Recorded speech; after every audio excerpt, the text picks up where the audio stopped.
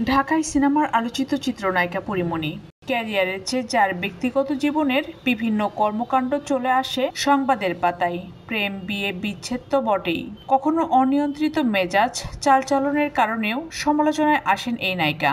তবে পরীর ভক্তদের অনেকেই মনে করেন পরীমণি কখনো নিজের মেজাজ হারালেও পরে সেসব তিনি উপলব্ধি করতে পারেন। পরীমণি নিজেও সেটা অনুধাবন করেছেন হয়তো।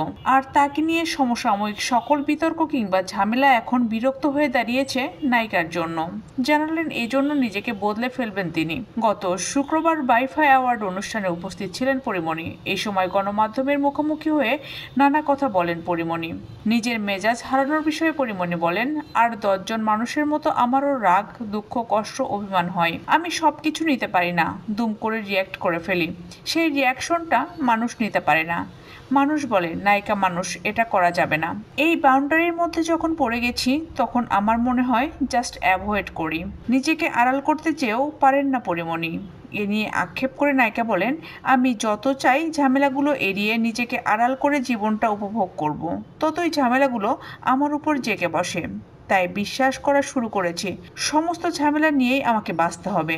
গত শুক্রবার রাজধানীতে অনুষ্ঠিত বাইফা অ্যাওয়ার্ড অনুষ্ঠানে সেরা অভিনেত্রী বিচারক বিভাগে পুরস্কার পেয়েছেন পরীমণি।